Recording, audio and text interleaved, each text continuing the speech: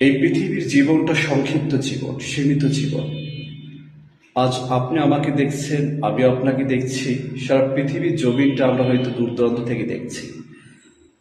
চেনা অজানা অচেনা অজস্র জিনিস জীবনে দেখছি, অজস্র নিয়ামত আল্লাহ তাআলার ভোগ করছি।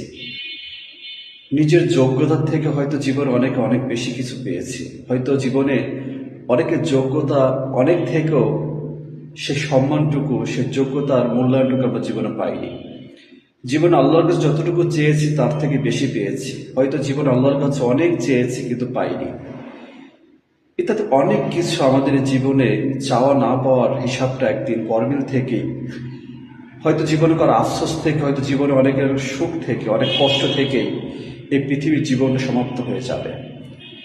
আমরা কি নিয়ে যাচ্ছি, কি নিয়ে যাব? হয়তো অনেকের অনেক সম্পদ আছে, অনেক কিছুই আছে, কিন্তু ঈমান আমল নেই, নেক আমল নেই। মনে রাখবেন, কিয়ামতের মাঠে যার নেক আমলের বোঝাটা ভারী হবে সেই সফল হবে। যার ঈমান থাকবে, যার তাকওয়া ছিল, জমিন আল্লাহর ভয় ছিল, যে আল্লাহর ভয় করে আল্লাহর দায়িত্ব, আল্লাহর আদেশকে পালন করেছে, নির্দেশ মেনে চলেছে, রাসূল সাল্লাল্লাহু আলাইহি ওয়াসাল্লাম আদেশ সুন্নাহ আদর্শকে জীবনে আঁকড়ে ধরেছে, সেই সফল হবে। আপনি দুনিয়া চান নাকি আখিরাত চান?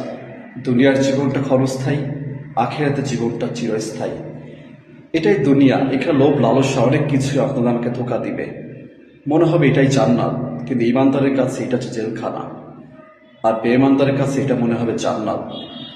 এই জন্য আমাদের উচিত প্রত্যেকের স্থান থেকে তওবা ইস্তেগফার করে আল্লাহ তাআলার পথে ফিরে যাওয়া।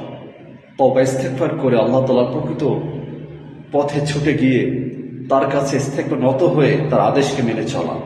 তবে আমরা এই ইহকাল এবং পরকাল জীবনে সফল হবে ইনশাআল্লাহ।